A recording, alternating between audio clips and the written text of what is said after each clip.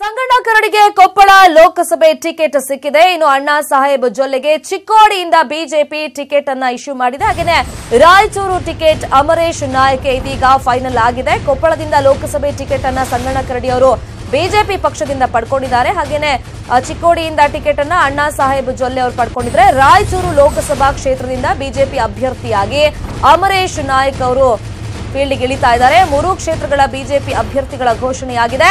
Ticket ಪಡೆಯುವಲ್ಲಿ Sanganna Karadi success ಆಗಿದ್ದಾರೆ. Chikkodi ticket Ramesh ಕತ್ತಿಗೆ miss ಆಗಿದೆ. ರಮೇಶ್ ಕತ್ತಿ ಬದಲಿಗೆ ಈಗ ಅಣ್ಣಾ ಸಾಹೇಬ್ ಜೊಲ್ಲೆಗೆ ಮಣೆಯನ್ನ ಹಾಕಿದೆ ಬಿಜೆಪಿ ಪಕ್ಷ. ರಮೇಶ್ ಕತ್ತಿಗೆ ಟಿಕೆಟ್ ಕೊಡಿಸುವಲ್ಲಿ ಉಮೇಶ್ ಕತ್ತಿ ಅವರು ಸಾಕಷ್ಟು ಪ್ರಯತ್ನವನ್ನ ಮಾಡಿದ್ರು. ಆದ್ರೆ ಕೊನೆಗೂ ಅಣ್ಣಾ ಸಾಹೇಬ್ಗೆ ಮಣೆಯನ್ನ ಹೈಕಮಾಂಡ್ ಹಾಕಿದೆ. ಅಣ್ಣಾ ಸಾಹೇಬ್ಗೆ ಮಣೆಯನ್ನ ಈಗ ಹೈಕಮಾಂಡ್ ಹಾಕಿದೆ. ಉಮೇಶ್ ಕತ್ತಿ ಅವರು ಕೂಡ ಸಾಕಷ್ಟು ಪ್ರಯತ್ನವನ್ನ ಪಟ್ಟಿದ್ರು ತಮ್ಮ ಸಹೋದರನಿಗೆ ಟಿಕೆಟ್ ಕೊಡಿಸೋ ನಿಟ್ಟಿನಲ್ಲಿ. ರಮೇಶ್ ಕತ್ತಿ ಅವರಿಗೆ ಟಿಕೆಟ್ ಸಿಗುತ್ತೆ ಅನ್ನೋ ವಿಶ್ವಾಸ ಏನು ಉಮೇಶ್ ಕತ್ತಿ ಅವರ ಹತ್ರ ಇತ್ತು.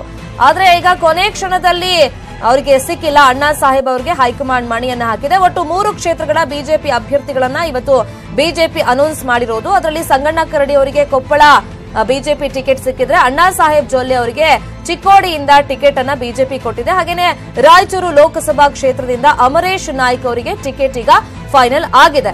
ಅಂದ್ರೆ ಇಲ್ಲಿ 3 ಕ್ಷೇತ್ರಗಳಲ್ಲಿ ಚಿಕ್ಕೋಡಿ ಟಿಕೆಟ್ ಅನ್ನ ಪಡೆಯುವಲ್ಲಿ ಉಮೇಶ್ ಕತ್ತಿ ಅವರು ಒಂದ್ ರೀತಿ ಮಿಸ್ ಆಗಿದ್ದಾರೆ. ಯಾಕಂದ್ರೆ ತಮ್ಮ ಸಹೋದರನಿಗೆ ರಮೇಶ್ ಕತ್ತಿ ಅವರಿಗೆ ಟಿಕೆಟ್ ಕೊಡಿಸಬೇಕು ಅಂತ ಸಾಕಷ್ಟು ಪ್ರಯತ್ನವನ್ನ ಹೈಕಮಾಂಡ್ ಮಟ್ಟದಲ್ಲಿ ಮಾಡಿದ್ರು ಕೂಡ ಅದು ಸಾಧ್ಯ ಆಗಿಲ್ಲ.